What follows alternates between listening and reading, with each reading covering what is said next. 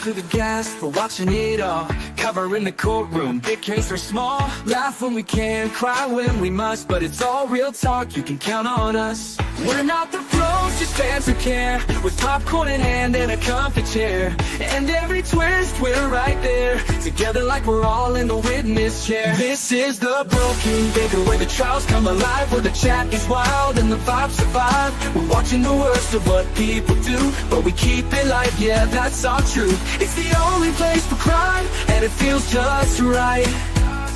We bring the justice talk into your night. So hit that stream, don't miss the call. At the Broken Baker, we cover it all. Oh yeah. We're just laymen with the view, but we ask the things the world wants to. Digging through the facts, side by side. Even when it's dark, we bring the light. No clickbait, no fake feels, just truth and the highs and the reels. With the chat that roasts and rides, we're just here for the case and the vibes. This is the Broken Baker, where the stories unfold. With a smile in the heart, even when it's cold. Yeah, we cover the bad with a wink and a grin. Where the real talk starts, come on, jump in. It's the only place to be, can't you see? For trials and truth, it's BBTV. Broken Baker, where the trials come alive. Yeah, we'll be here, trial after trial. Yeah.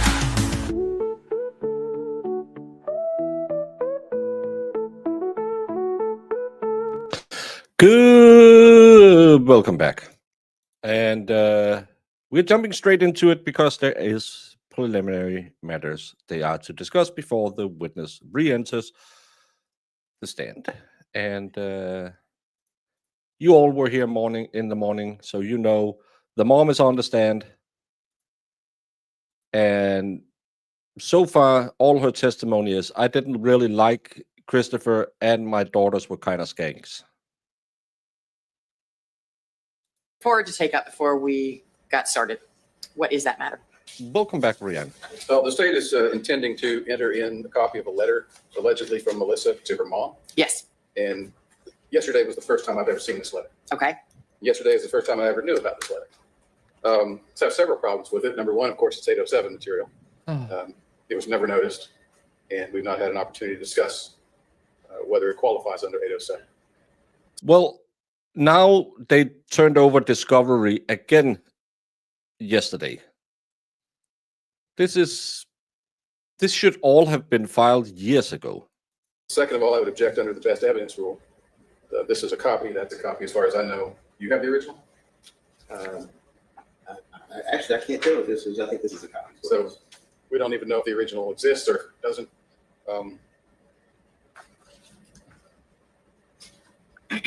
So those would be my problems with it. Okay. Mr. Fawcett, so I believe I had already ruled, in fact, I know I've already ruled that Melissa's statements to her family members were going to be admissible under residual hearsay. And so this is, to me, not a hearsay issue, but more of best evidence for a late notice issue relative to you. Did I misunderstand your original ruling? I thought it was to specific statements of Melissa's and not just a blanket open door, because I don't know if we're allowed to do that under 807. Well, I mean, I was specifically talking about, I think it was 3 statements, 1 from Tina and 2 from Norma. But general ruling was that statements that were made to her family members about this topic. I haven't seen that letter. I don't know what it says. As I understand it, the issue is more that it was not timely produced to you. And let's start there. Mr. Fawcett, when did you obtain this information or know that it existed? I believe we met with the family. I want to say it was 2-3 weeks ago, and those letters were brought up at that point. And how can you find letters from a person who's been dead for 27 years for 2-3 weeks ago?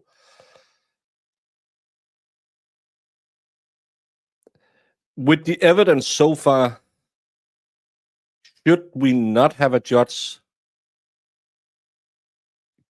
giving them a motion to acquit? And it was my understanding at that time that the paralegal that brought him over would have them served. I did not check into it past that, so. That's your when job. We found out that it had not been done. I had to, so that was brought over and give it to the defense counsel. I want to say the stack, if I'm estimating somewhere around 50, 60 pages, maybe a third of that were letters or cards. What I did last night, yesterday I separated out Well, someone else made a mistake. 3 or 4 cards and 1 letter, and I copied those and gave that to the defense counsel. I don't think there's an objection to the cards, but the letters in particular, and why I think it wasn't something I was even looking at initially until we get to the point we're hearing some of the questions from the defense in the opening statement. And I think that the letter in particular speaks directly to the relationship between Melissa and her mother. It also speaks directly to Melissa's intent to keep her children, which I think is a theme of the defense in this case.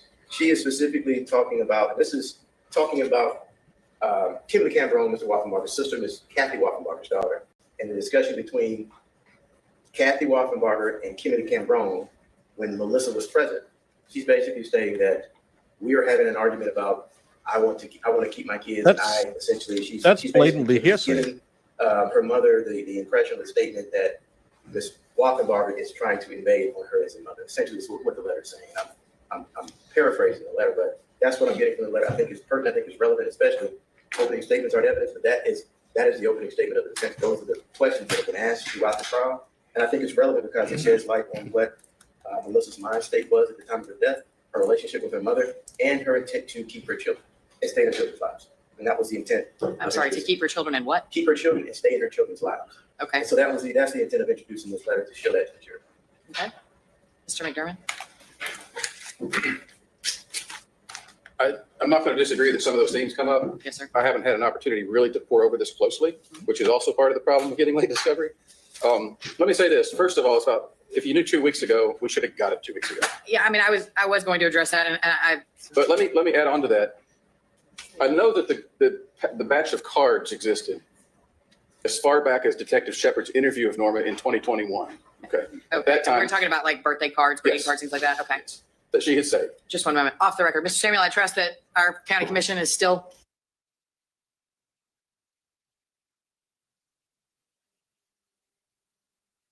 Thank you. Is that a witness? Good Yes. to see you. Okay. Sir? So there is, we have invoked a rule that requires that all of the witnesses in the case, if you might be called as a witness, that you wait outside until you're called as a witness. So if you'll please step outside, I'd appreciate it. Yes. Thank you, sir. Ma'am, not yes, sir. He was a witness. Thomas was a Okay. witness. Back on the Well, I record, don't there was a have 3 witness who's in the years courtroom, and so I to sit requested and that watch he the leave, same and he file did. everyone else has watched. You were saying, Mr. McDermott. So I know that the state knew that those cards existed in 2021. They 2 also to knew 3 that Norma years. had certain documents that we didn't have as early as 2021. And I know this from the interviews that were done that recorded. I can presume, I think safely, that this letter was in that batch that early because it's saying it's part of the material Norma had and then turned over to the state. And she was apparently trying to give it to the Detective Shepard in 2021. So my contention would be that this should have been the first batch of discovery we ever got. If Mr. Fawcett only learned about it a couple of weeks ago, understandable still, we should have known at that time. Okay. So a couple things. One, while it may not be best practice, there's a difference between a witness saying, yes, I have things like that, and then actually providing them to the investigator and or the state following up and saying, can we please have those things? And what I haven't heard so far. I'm sorry, I'm out of line, but What I haven't heard so far is a representation that those things were actually, maybe they should have been, but that they were actually in the state's possession as far back as when Ms. Patton referenced them. So far, what I've heard is that they came into the state's possession 2 weeks ago, which still means you should have had them 2 weeks ago or as soon thereafter as possible. so from the interview, it's very clear that she has the documents in her possession as she's speaking to him and that she's handing them to him to look at and that he's reviewing them. So whether he took some kind of formal possession at the time, I mean, they knew they had it at the time and they would have had possession, custody, and control at that moment. And the case law is very clear that it's not just the DA's office, but anything in the police's possession and control as well. So, Mr. Fawcett? I can't reference the specific portion of the interview he's referring to, but that does not take away from the fact that we do not have possession of these items. That includes APD, that includes our office. I didn't have knowledge of them until you met with Ms. Patton, Patton and Norma Patton. So they just were in our possession until 2 weeks ago. Okay. I understand, Mr. McDermott, your concerns. I share them regarding the late notice that they were handed to you. But if the information that I've been provided is accurate, then while it should have been given to you 2 weeks ago, I don't know that it's being provided to you now, given that there is clearly some acknowledgement that they exist as far back as whenever Ms. Patton was interviewed. So you're just I don't going to know that roll there's a over basis again? to exclude it for that reason, for it having not been more timely provided to the defense in discovery. Beyond that, you had, I haven't seen them. I don't know what they say. Are you also asserting any other objections or efforts to limit their admissibility rather than simply that they were not disclosed timely, which I've already ruled on?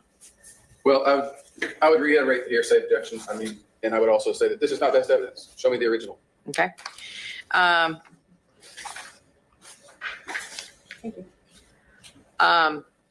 Again, I haven't read them. I don't know what they say, but based on the prior rulings that I made regarding the state's effort to admit statements by Melissa Wolfenbarger that were made to her family, specifically sister and mother, and that those statements satisfied the residual hearsay exception.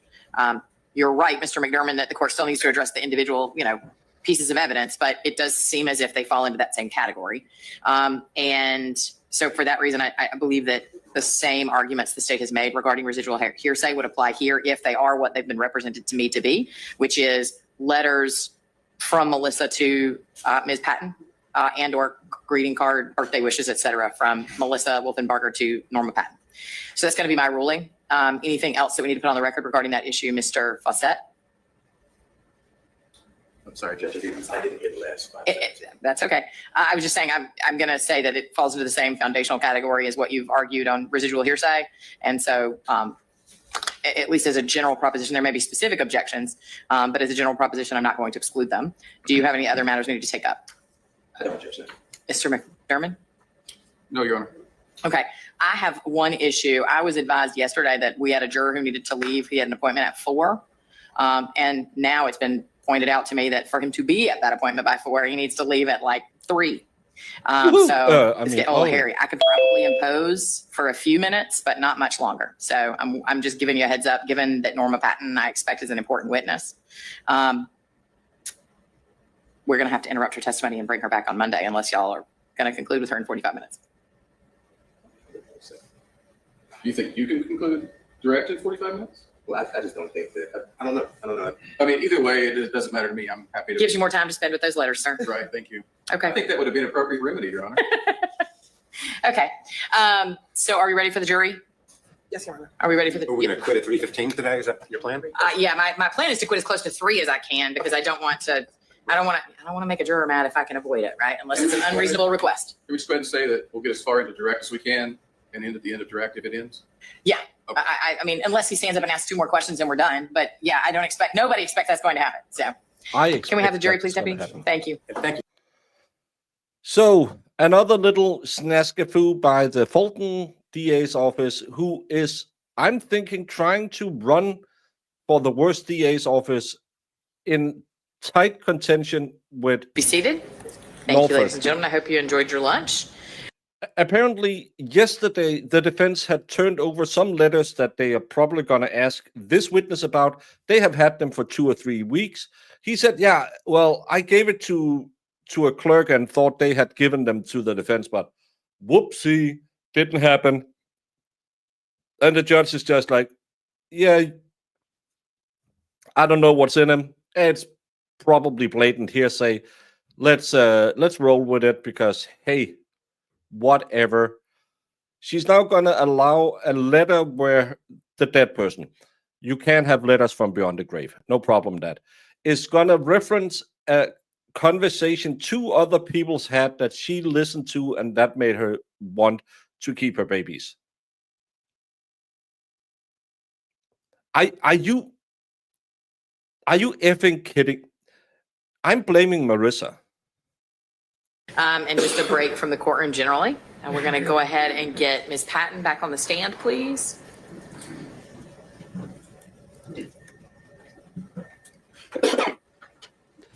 This is just like Brennan. Oh, well, I thought I turned it over. Well, you didn't. Whoopsie. Are you going to do anything about it, Judge? No. They'll have the weekend to read the We'll take letters. a moment to get adjusted. Thank you. And Ms. Patton, I'll just remind you that you were sworn in when you began testifying, and Yes. It's not the ultimate hearsay because you are allowed to have letters from beyond the grave, so you can get the words of the deceased. But if she is referencing a conversation she heard two other people's have, I can't see how you square that peg. even though we took a break, you continue to be under oath, okay? Yes, ma'am. Thank you. Mr. Fossett, you may continue your examination. Thank you, Judge.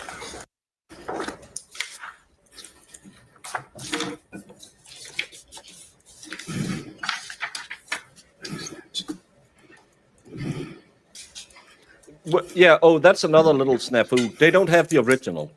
It's a copy of a copy. Yeah, she sends all my mods away on vacation and then she just F's up everything.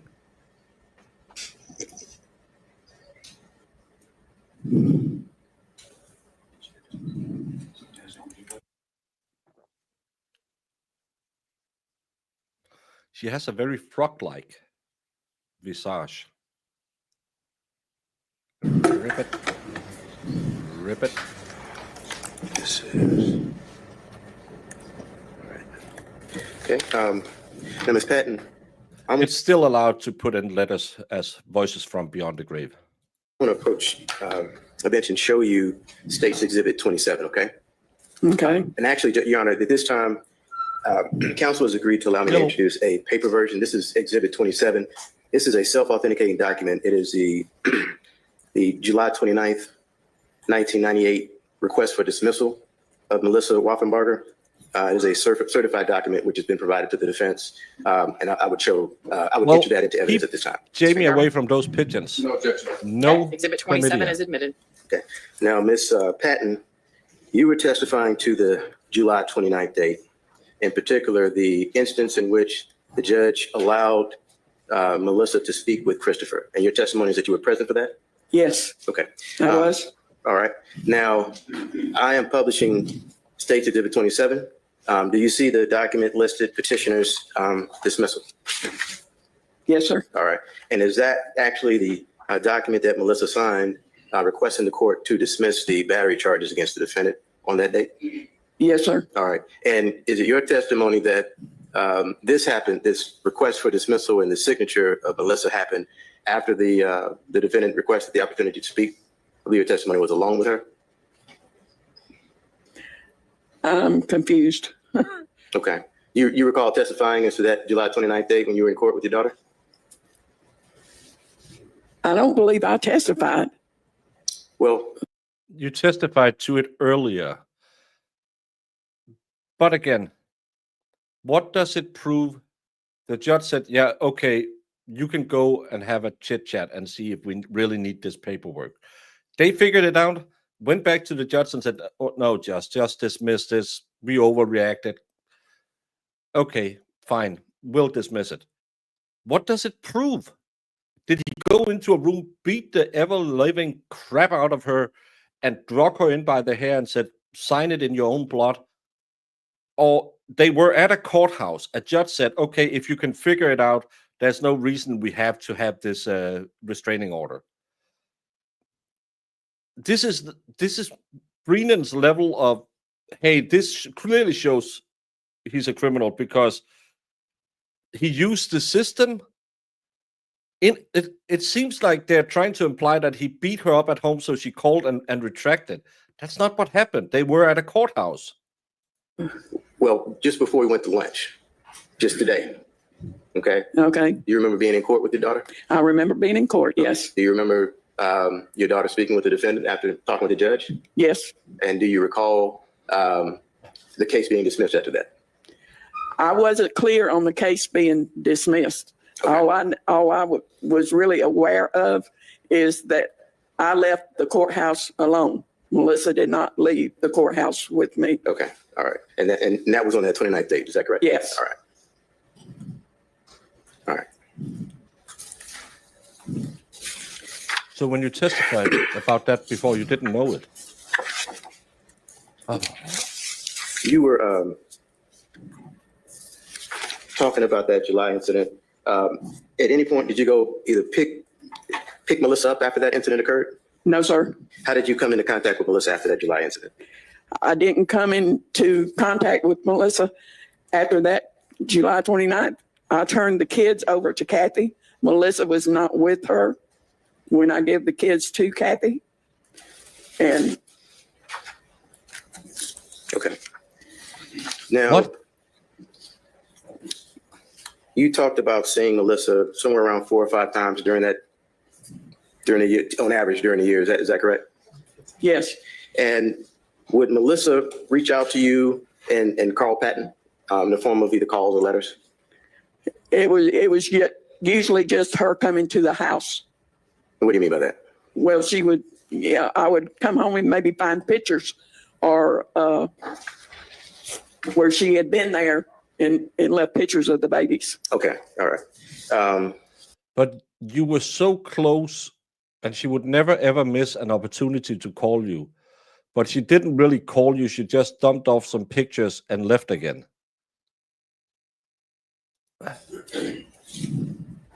And what about I'm sorry. birthdays? I'll do it. She Okay. reach out to you on your birthdays? Oh, she always called me on my birthday, the holidays, and our Kathy mine and her is the dad's mother-in-law, anniversary. I She think. always remembered the dates. Would she write cards and send you cards as well? Oh yes, I got cards all the time. Now, would she send cards to just you, or would she send them to anyone else? Well, if it was just my birthday, it would be to me. But when it was an anniversary or something special like Valentine's Day, it would be me and Carl. Is that what you were referring to when you were talking about, I guess, the differences between, say, Melissa and Tina? Yes, Okay. So your testimony is that you got accustomed to receiving a call or letter or card on important days. right, always. And do you remember a point in time when you stopped seeing or hearing, or when did it become a concern for you? In September and October of 98, Melissa was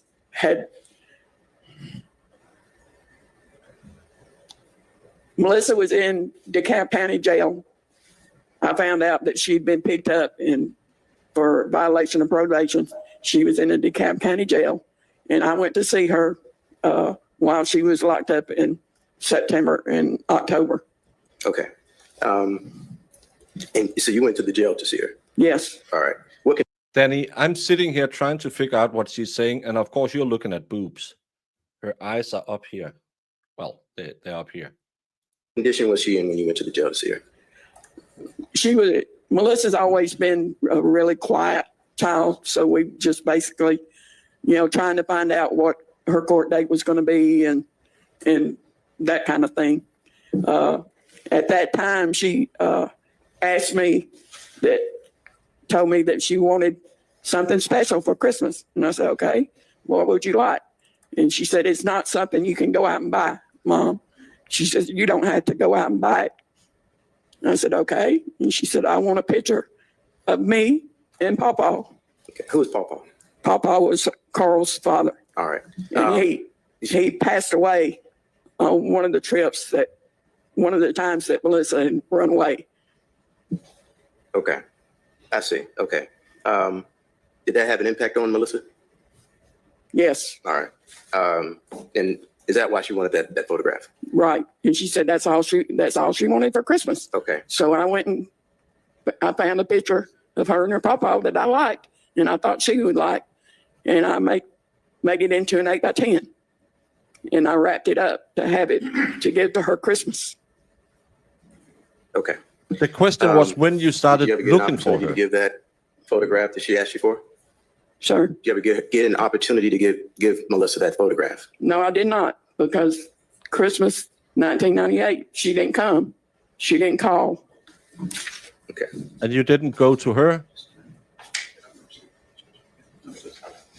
Now, Miss Patton, I want to end with the March. Yes, Pawpaw must have passed away in the early to mid 90s. Hey, Cornish. That states exhibits 69, we start chronological order. 67, 68, 69, and 7. Okay. We can take a look at these exhibits yourself, or you recognize them.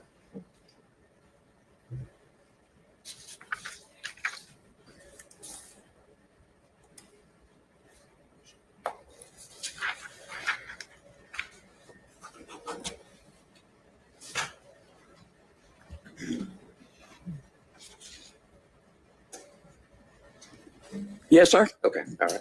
I'm going to hand you what's been marked as State's Exhibit 1. Can you take a look at this exhibit and tell the court if you recognize State's Exhibit 1?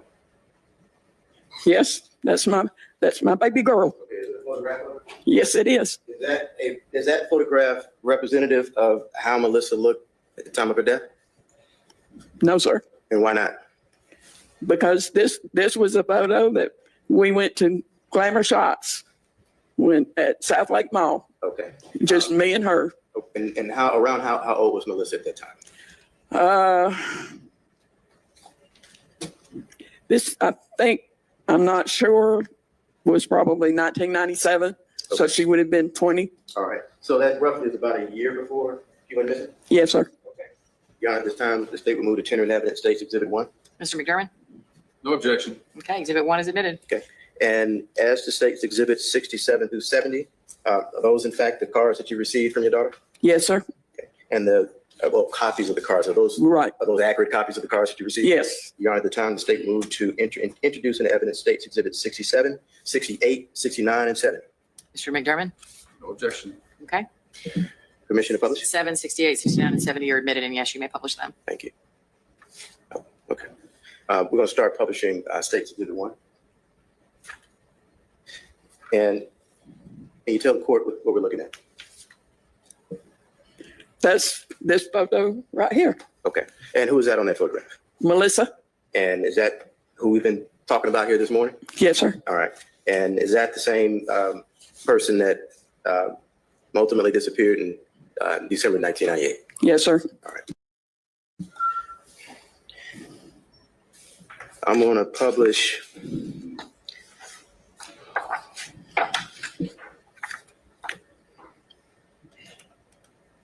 State's Exhibit 67.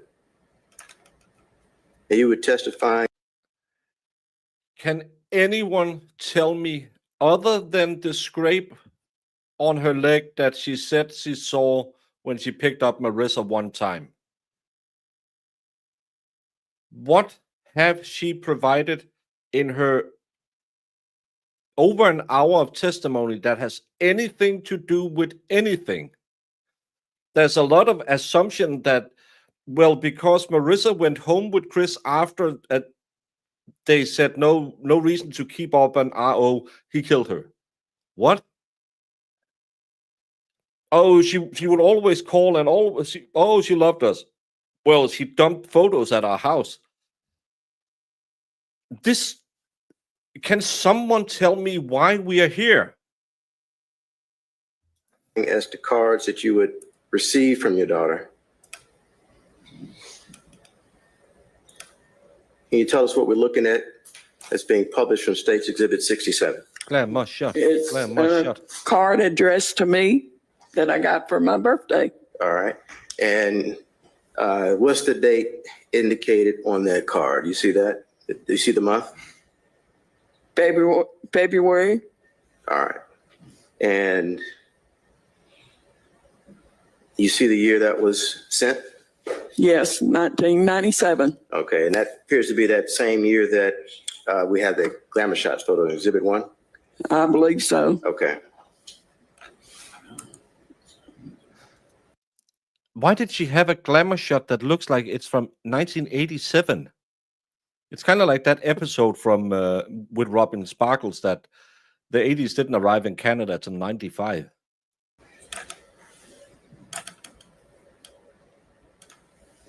Now I'm going to show you what's been marked as State's Exhibit 68.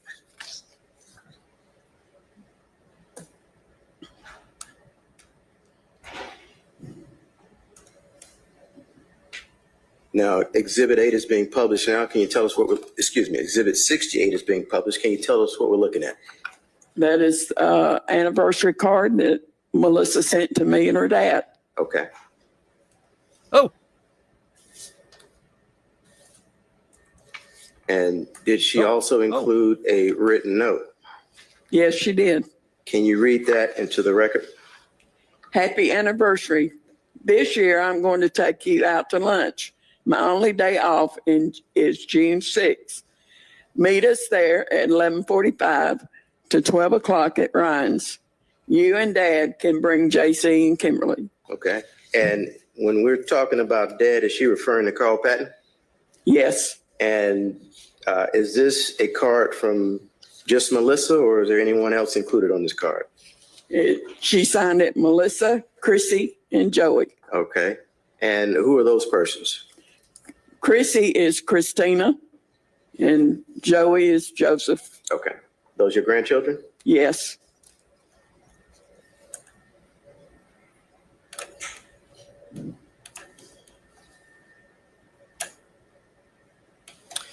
Now I'm going to show you what's been marked as State's Exhibit 69.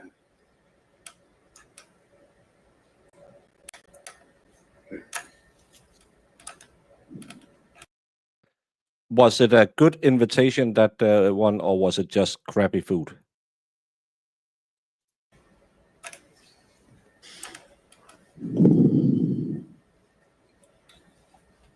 Can you tell us what we're looking at?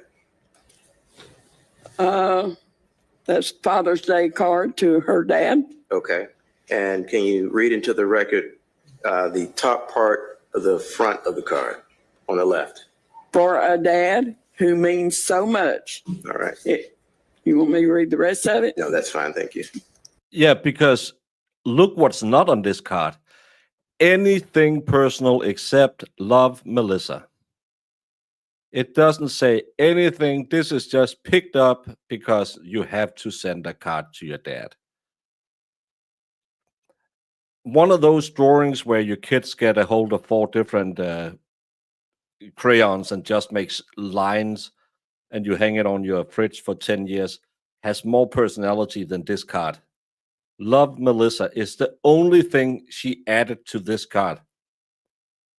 Yeah, she's so glad for old Pa and I, and she could not go one day without thinking about us, or the sending cards and doing nice stuff for us, giving us pictures of the little critters. She couldn't even write, "I love you so much, Dad. I'm so glad you're my dad. I wish I could be there, Dad. Dad, can you swing by and I can make you dinner?" Nope. Love, Melissa.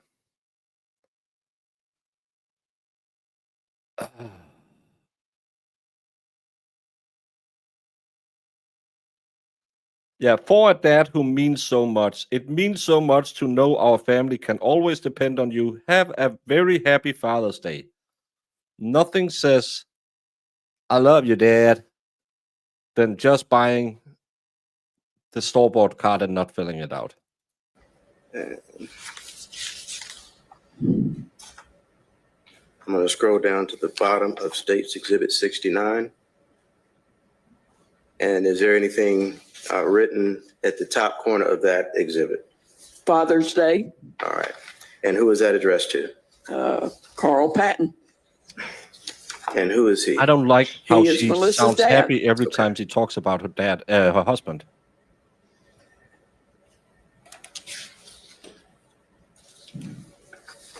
It was a store-bought card. She didn't write anything. And last, I'm going to show you what's been marked as State's Exhibit 70.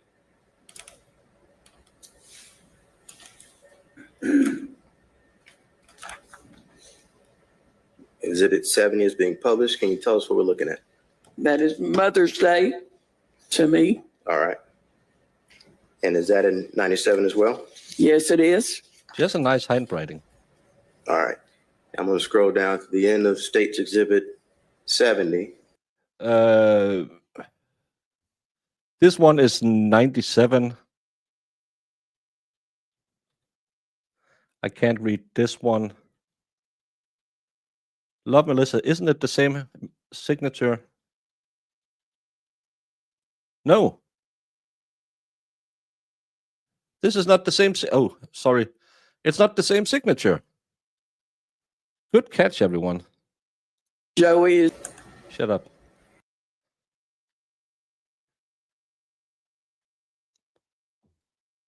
It's not the same signature.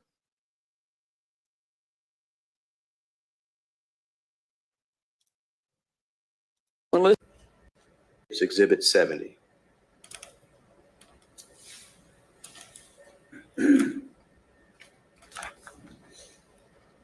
Exhibit 70 is being published. Can you tell us what we're looking at? Not that I can see. That is Mother's Day to me. All right.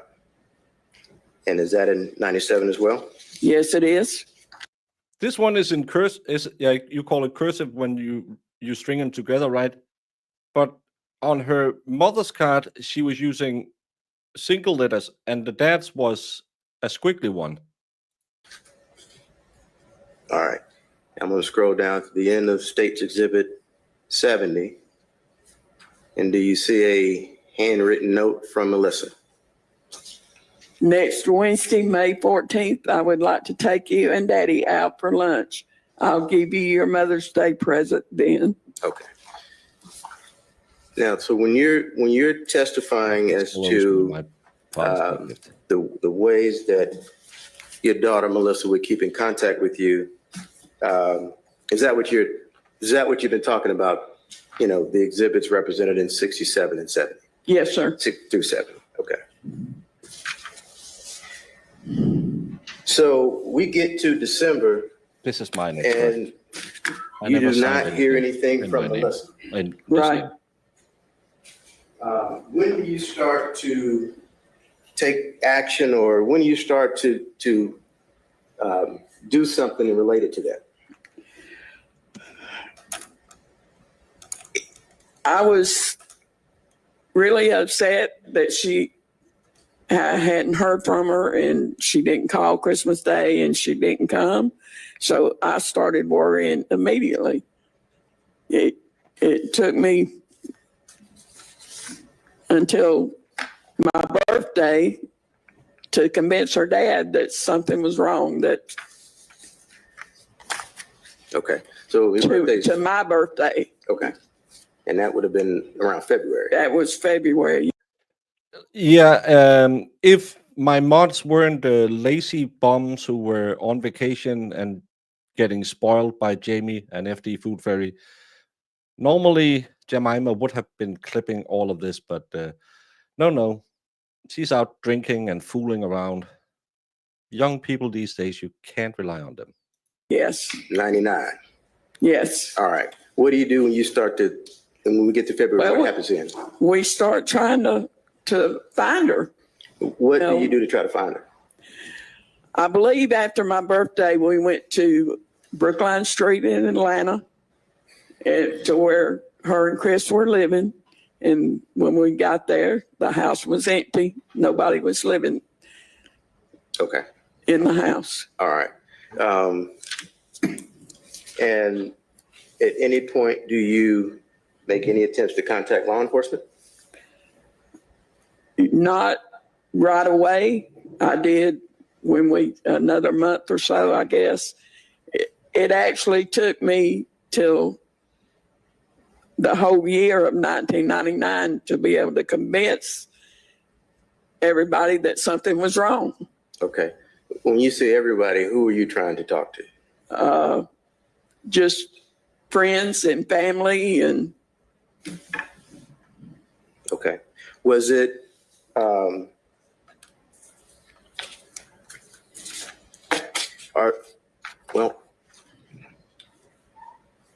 had there ever been a period of time when you had gone without speaking to Melissa? Like when you're talking about December to your birthday in February. Had you ever gone that long without talking to her? no. Okay.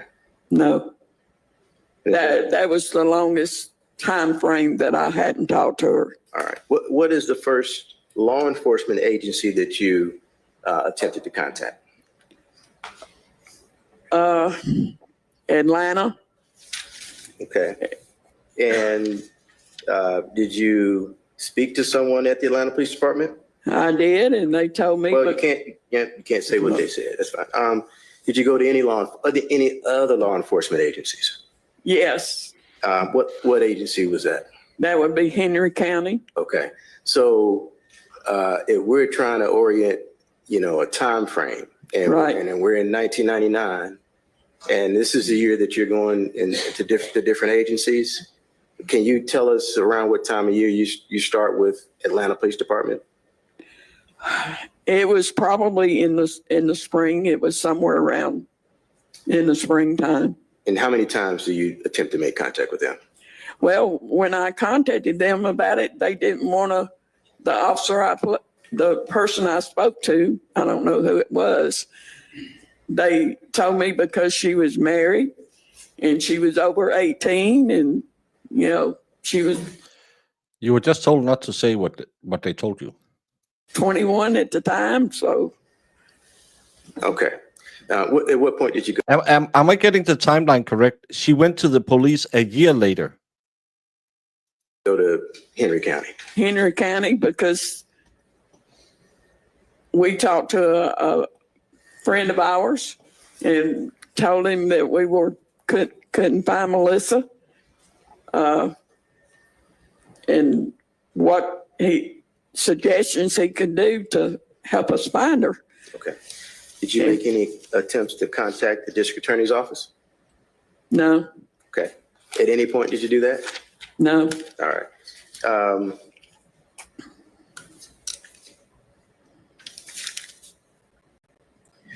What other efforts did you do to look for Melissa during that period, in addition to going to different agencies? Well, when we went to Brookline Street, one of the neighbors told us that Chris was working at the glass company. So we went over there and Carl went in. And you can't say what anybody told you. Were you able to locate the defendant at that glass company? No, Okay.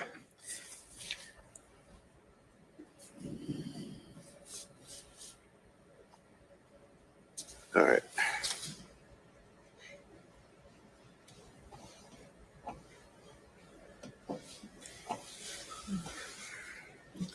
At any point, did you meet with any lead detective? If there will be a Dollywooding 3, the marriage edition, congratulations, Little D and Vice Baby, for the upcoming baby. I will be flying into Atlanta and renting a car and driving up because it takes less time than flying. So I'm thinking, should we see if we can get her to join us at Dollywood, because apparently her and her daughter are really into true crime, and you are one of those true crimers. Just from the Atlanta Police Department after an investigation was open.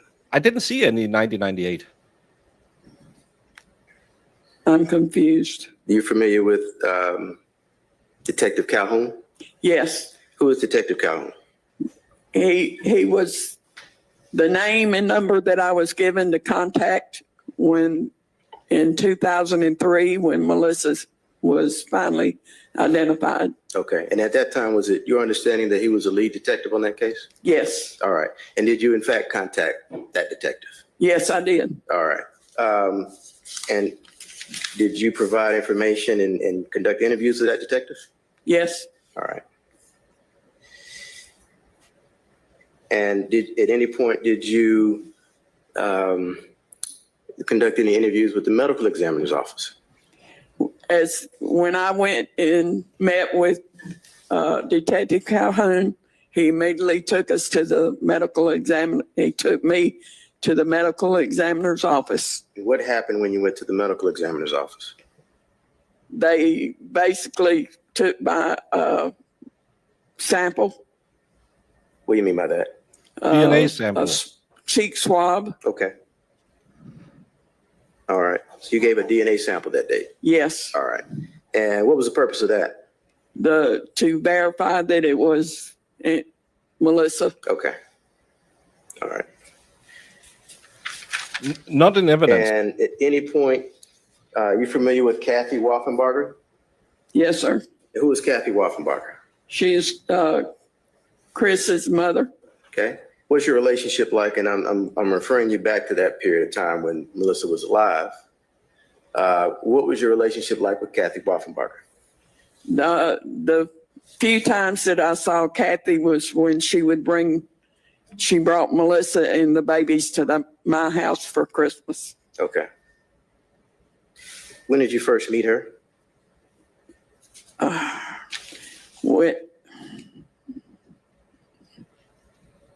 When Melissa and Chris started running away. Okay. Was that before they were married? Yes. All right. And did you ever make any attempts to contact Miss Kathy Wolfenbarger looking for your daughter? And when we couldn't find Melissa in 1999, I caught Kathy pulling it in her driveway and getting out of the car with the two babies, Christina and Joey. Okay. What did So, what? Sue, can you? I don't understand half the words she's saying. This is not Ebonics, because when I thought that discreet was something else, apparently I don't understand half the words this lady is mumbling through. She went looking for Kathy, who had the kids, even though Melissa wanted the kids back, and then she just rolled up on her in her driveway. She didn't call her. I called her in the driveway when she was there with the kids. I have no idea what they're talking about. When Melissa and Chris started running away. Okay. Was that before they were married? Yes. All right. And did you ever make any attempts to contact Miss Kathy Wolfenbarger looking for your daughter? And when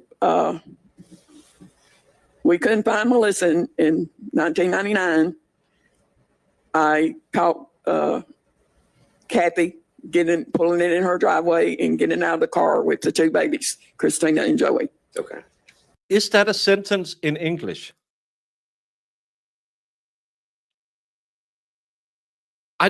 I don't think it's her accent. I think it's her absolute misjustice to the English language. I know you fought a war to get away from the Britons, but I think this is the biggest attempt to get away from using English as a first language. Yes, Melissa turned over the parental rights to Kathy. That's Chris's dad. She caught them pulling into a driveway, but how can she catch them, because she had the kids? It was her house. What did you do after that? I pulled in the driveway. She immediately sent the two babies into the house. And when I got out of my car and walked up to her, I asked her where Melissa was. Okay. All right. Was that successful in locating your daughter, Melissa? No. All right. You had previously testified that Melissa would write letters to you. Yes. And would Melissa ever give you any insight as to what her life was like with Kathy Wolfenbarger and Kimberly Cambron? Basically, that in order for her to get any time with Christina, that she had to get up early in the morning and take the kids before Kathy got up there. Okay. I want to hand you what's been marked as State's Exhibit 71. Tell the court if you recognize this exhibit. Yes, sir. How do you recognize that exhibit? It's one of the notes that I got home and found on my door. And do you recognize the handwriting on that exhibit? Yes, it is Melissa's. Okay. How many times would you say you'd seen Melissa's handwriting? Too many to count? Okay. More than 5? Yes. More than 10? Yes. And when she would send you the cards, as I've entered in 67 through 70, would she often write in her own handwriting as she did on those exhibits? Yes. And are those exhibits representative of what you actually turned over to our office? Yes. But in terms of the number, did you provide substantially more cards from your daughter? So there are 4 cards that you were shown. Yeah. Have more cards than that. Yeah, I believe so. All right. Okay. And is it your testimony, or are you able to say, based off of your experience viewing Melissa's handwriting, that is in fact Melissa's handwriting? Yes. Depicted on State's Exhibit 71. Yes. Your Honor, this time the state moved to tender evidence, State's Exhibit 71. Mr. McDermott? No objection. Okay. Okay. I'm going to turn your attention to the back page on this exhibit. 70, forgive me, I forgot to say 71 is admitted. Did Melissa ever write to you and talk about Kathy? Did she ever write to you and talk about Kathy Walmart? Yes, Did she ever write to you and talk about Kathy and her children, yes, your grandchildren? yes. On State's Exhibit 71, are you able to read her handwriting? Yes, Sorry. I'm. She can go to court and get a restraining order for her husband. Couldn't she just go to court and get her kids back? We're now going to hear a letter about how Kathy has her kids and she wants them back. But why did Kathy have those kids? I think that is very, very important for the understanding of that letter. I don't understand. How did Kathy have custody over the kids if she didn't sign it off to her? Is it because she's then, when she's getting out of her, I don't know if she had a substance abuse, but when she's not in prison or high, she wants her kids back. Maybe she wrote this letter while in prison because she couldn't get her drugs there. And she had a clear moment and saying, I'm going to do whatever I can to get my kids back from Kathy, meaning I'm going to turn my life around. Not that Kathy stole these kids from me. Okay, can you start right here and end right here? Just start right there and read that into the record. but Kimberly and I get along pretty good. Every time she hears her mom say something about me, she sticks up for me and tells me about it. I remember telling that Kathy said that she wishes me and Chris would move away. Kimberly says to her that if we moved, we would take Chrissy with us. Kathy said, no, she won't either. And Kimberly, she is What their about the daughter. son? Then Kathy said, no, she isn't. If someone said that about you, you would get mad. So did I. I told Chris, and Chris got mad. When Kathy asked to take Chrissy off, Chris said no. She better be here when I get back. Kathy got mad, and I laughed. Now, So Chris was on her side. and your conversation that you had with Melissa, was it your impression that Melissa wanted to turn her children over to Kathy Walker? No, Was it your impression that Melissa wanted to permanently give up her custody of her children to Kathy Wolfenbarger? no, Why did she? Did Melissa ever say that? no, Why did she? And your testimony is that 7 days after that July attack in 1998, They didn't know anything about it because the murder accomplice didn't happen till 2003. Melissa asked for the case to be dismissed on July 29th. Is that your testimony? yes, And is that also the date that your grandchildren went back with Kathy Wolfenbarger? yes, Okay. Now, you mentioned in 2003 that you made contact with lead detective Alvin Calhoun. Was that when Melissa's remains were identified? yes, Okay. Was there anything else that happened in 2003 of significance? yes. Okay, what is that? Melissa's father was arrested. Okay. What was he arrested for? He was arrested for murder. All right. And was there a name associated with your husband, Carl Patton? Was there a nickname associated with him? Yes, And what is that nickname? his nickname was Hotshot. A nickname. Flint River Killer. You idiot. Another nickname, specifically a national nickname associated with your husband. Are you familiar with what I'm talking about? Yes, And what is that name? the Flint River murders. Okay. All right. And so you're familiar with that name? Yes, All right. Now, we're talking about She 2003 seems proud of it. when your husband is arrested and the remains are identified. Are you familiar with Bruce Jordan? yes, All right. Was he the investigator that worked on that case? yes, All right. And did you get an opportunity to meet Bruce Jordan? yes, I did. Where did that meeting take place? In my dining room. All right. Was there anyone else present in your dining room when that happened? I believe the original investigator on the Flint River murders was there. Okay. Where was Carl Patton at that time? They had taken him out. All right. Now, had they arrested you as well at this time? No, I was not under arrest. Okay. And at any point, did you make any request Yes, after I Carl did. Patton was arrested? Yes. What was that request? Bruce Jordan wanted me to help him and to talk to him about what Carl had done. And I told him if he wanted my help, that he needed to find my daughter Okay. because she was missing. Okay. And so that request in 2003, and then you have the subsequent identification of the remains in that same year. Is that your testimony? Yes. How soon, if you can recall, how soon do we have that interview to where we get the identification? Carl was arrested on the morning of February 23rd, and I was told on March 17th that Melissa had been found and ID'd. Okay. What did you do after that?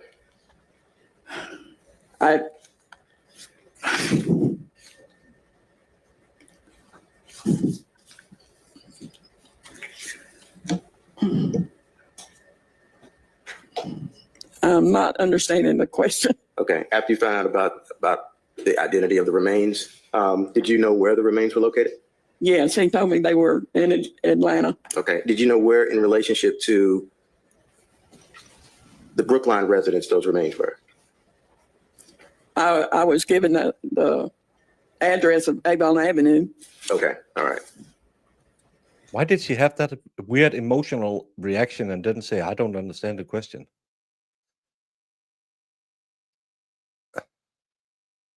And did you also know that that was the same location where the defendant worked?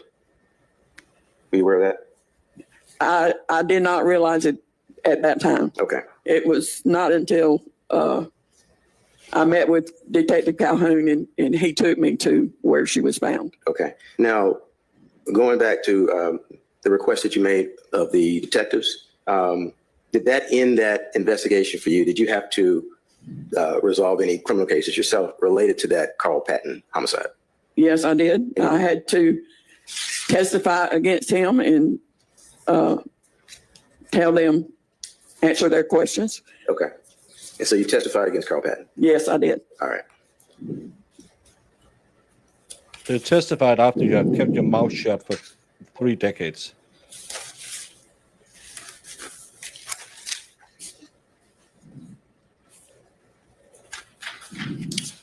One moment, Judge. Sure. Yeah, you have to end it. Your court ends in 8 minutes.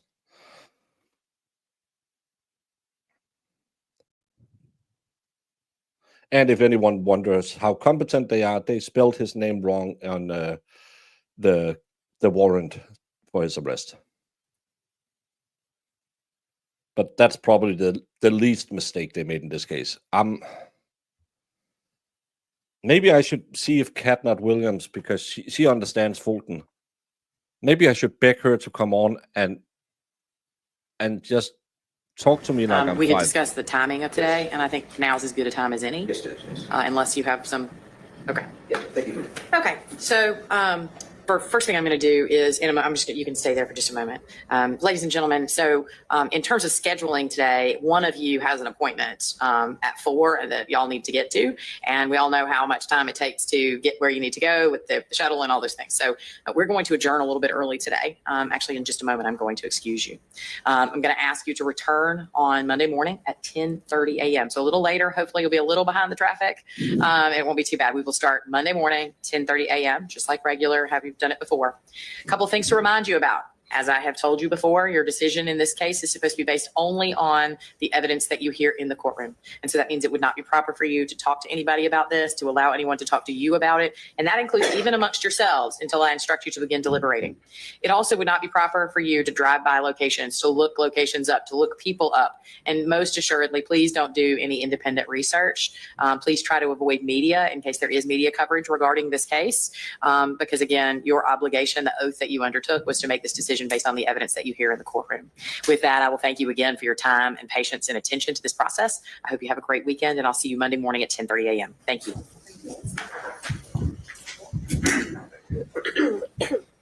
Hang on just 1 second, sir. The deputy's coming for you. Thank you.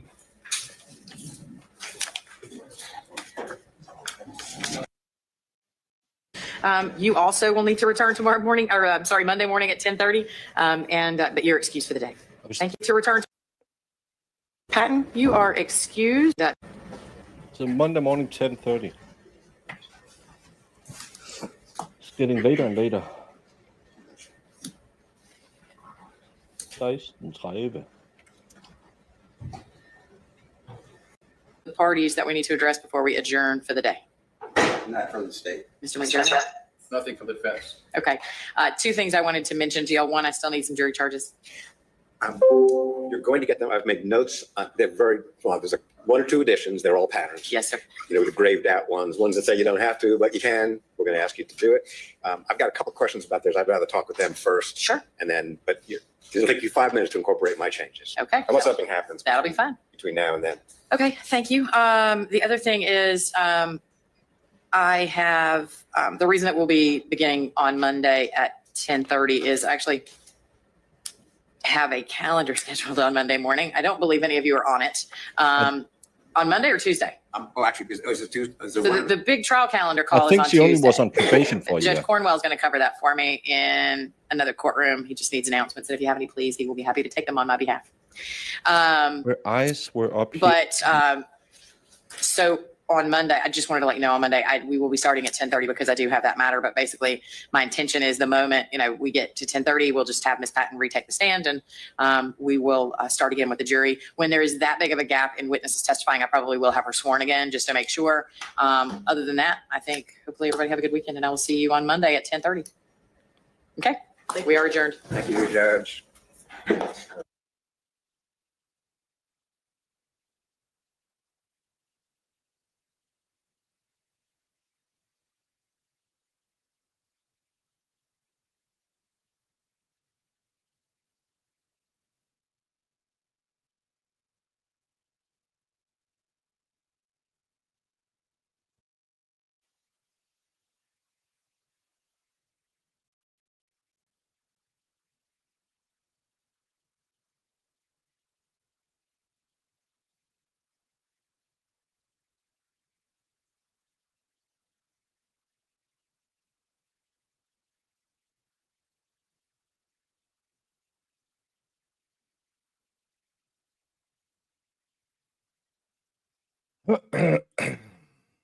Sorry, it's Friday. I have forgotten something. And if Valhalla is listening, he should check his Discord. But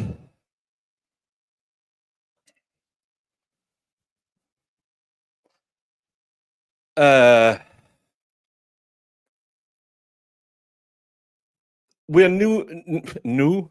I'm starting to speak Danglish.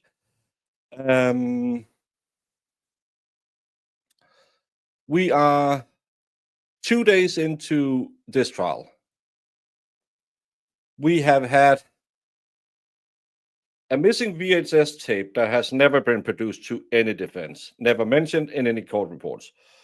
Half a police officer's reports are missing. We have a letter that just showed up yesterday. Well, they had it for a couple of weeks, but have it all the time. It's not the original letter, but it's clearly from Melissa. And then we had cards that she would always send to her parents when none of the signatures match up. Oh, and by the way, 60 or 70 photos turned over doing cross-examination of a witness. Yeah, she got a probation and $1,000 fine. Someone mentioned it yesterday, so I sound smart. What hard evidence have we been provided with so far that when the jury comes home tonight, throws their feet up, turns on, I don't even know what I'm going to go watch. They will sit and think, oh, this is what I'm getting. He clearly did it.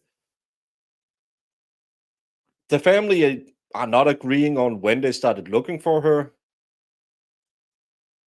They don't know when really the body was identified. He might have stolen a saw at a job, and he hid when they were serving a warrant. This is what I have gotten out of it so far. They found a body that the ME thought was a man. They ran away together when they were 16 and had 2 kids within a few years, and they were living in a pretty hostile relationship.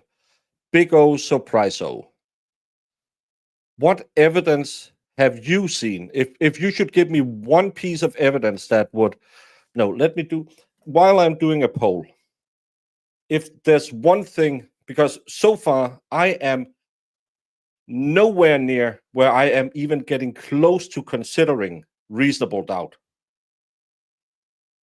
One thing you think I should consider that would make me think, oh, yeah, that's right. And if you're going to say, well, he didn't report her missing, remember their explanation is, well, she had left him. She had another fuck buddy. So why should he be missing her? His kids were with his mom. She was out banging some other dude, if she's not in prison. And if he had turned her in, she would go back to prison.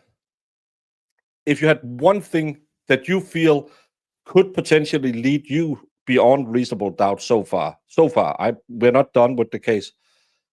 But so far, I am at that point where the judge should dismiss this case. There's no evidence, in my opinion.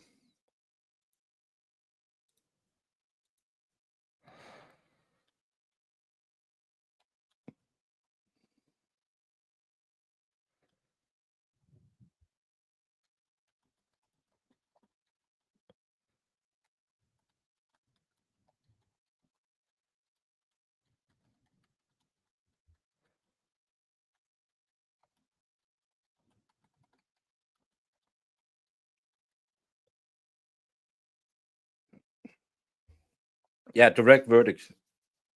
That's the word I was looking for. I've just forgot it. We're not even at the preponderance of the evidence. I want to know why he was hiding behind the dryer. Well, maybe because he didn't want to have a warrant served on him. Who knows? Where did they find him? In his house.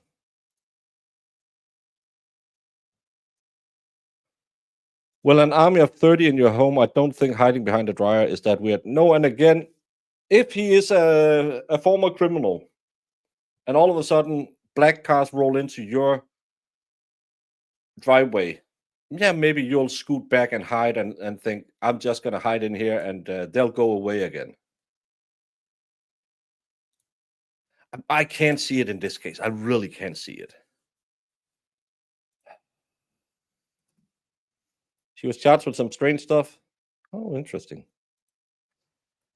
He's not 100% unable to walk, because you can see he scoots himself in the morning. If this judge wasn't a typical Fulton County judge, I think, we might have a chance for a direct verdict, but this job is Bev 2. It's not going to happen. No, she's just like, hey, how can you remedy that? Well, Judge, I don't think, yeah, you can talk to them for 5 minutes. That remedy everything that the state didn't turn over evidence. You didn't prepare with the evidence for cross-examination. And all of a sudden, there's a magical letter that, well, we had it for 2-3 weeks, but we didn't turn it over. But that was a mistake, you know. This is ridiculous. Maybe he had some hard drugs in the house. I don't know. Maybe he was waiting for his clothes to dry. No, because he was behind the wine rack. They sold it again behind the dryer. Yes, he was, because it was last year. And apparently he had an accident earlier, but I don't think he's not a 100% cripple, but he probably uses the wheelchair to get around most of the time. Well, I don't know my Cliff Note works with anything. No, the state has no evidence in their opening statement. Their opening statement was, well, she went missing and she was living with this guy, and she used to have a restraining order that she voluntarily gave up and moved back home with him. And that's about all they said in their opening statement. It took way longer. But he kept mumbling and fussing about. And again, no DNA. Not what strand of hair. Well, there's a pubic, but not from him. They don't have any power tools. They don't have any saw blades. They don't have any witnesses. They have nothing. This case was cold for 26 years. And all of a sudden, apparently some new witness, who they don't even mention what that witness is going to testify to in the opening statements, shows up, and this case is a go. It makes no sense. Well, apparently we don't know. Let's just agree to disagree to agree that today he is in a wheelchair. What, if any, position he was in at that point, we don't know.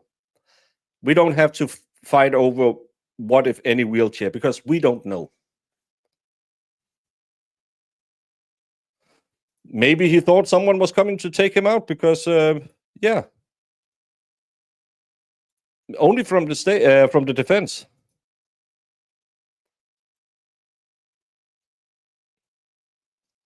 I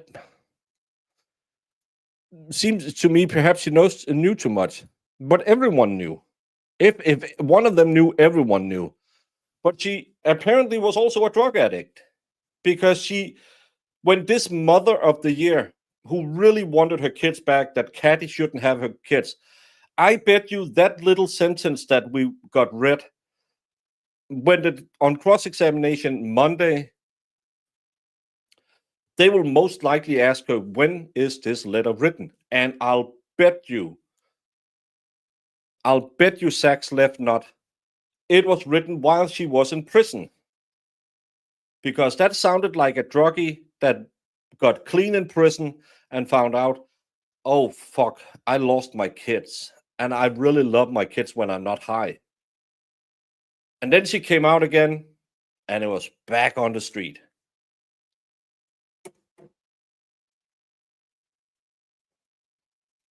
I don't know. I don't know. There's nothing. According to the opening statements, and the Commonwealth didn't, not the Commonwealth, sorry, the prosecution didn't object to it. No DNA, no hair. There was some paint that they tested against the house. Nothing. They tested the house. Not as much as a drop of blood. Nothing. He was a suspect back when they started looking at it back in '99. But so were her dad. And the family who really was looking for her, the sister said, well, she didn't really start advocating for it till she found out about true crime in 2015. But the defense also said that the sister and mom thought that daddy, and that mom, the way she giggled a little bit every time she talked about her her dead husband, she's fucking insane. He unalived 5 people, at least two of which you helped clean up after.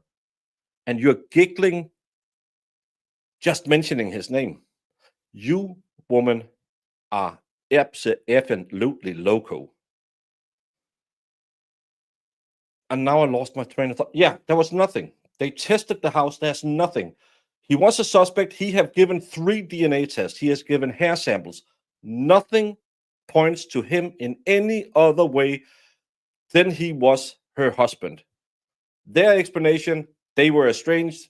She had another fuck buddy. That's all we know, because the state didn't mention nothing. She said it was when she was away. Yeah. Then she was getting clean in prison and finding out, I miss my kids. And then she went on and said, No, I'll just try a little more of that crack. Maybe I'll get my kids tomorrow. So, yeah. And you don't have to ask me about his illnesses or his back. I know nothing about it. Doesn't matter how many times people are asking me why he's in the wheelchair. I don't know. I don't know what disease is. I don't know anything because they haven't talked about it. Helen gets some rest. Yeah, he even gave up pubes for test. But what does the poll say? 4% believes that there is enough evidence so far to put him near guilty. I wish those 4% had put it in the chat because I really didn't see much. But it's Friday. I haven't done this in a long time because our good friend Brandon has been a little under the weather, but Friday is the one day of the week where I will indulge in Brandon's wishes for me to have a little of the people. Valhalla, as always, I send you a link, but you don't come on. Brandon, I hope, even though you feel like shit right now and everything, that you are on the right side on that corner you needed to turn. This one is for you, buddy. Remember to breathe, get some oxygen in your blood, and if you need it, we'll send Vice Baby to North Korea and just get some spare parts.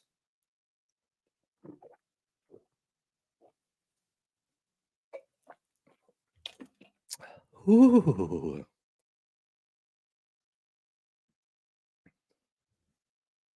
Everyone else,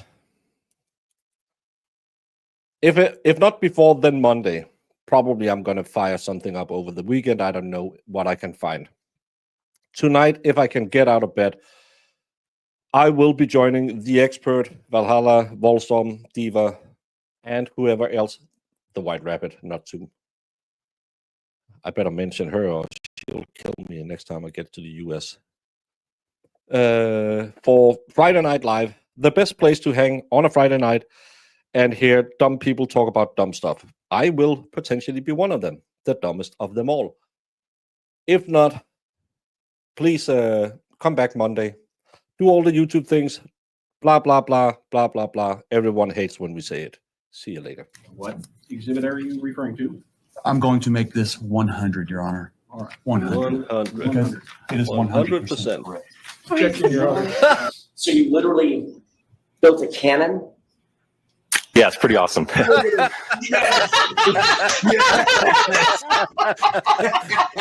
right, I'm in love. Go back. Please do that again. Oh, that was the cutest thing I've ever seen. While I'm waiting for this, did you, whether it's true or not, believe that Mr. Randolph had slept with your wife? I wouldn't care. You wouldn't have cared? No.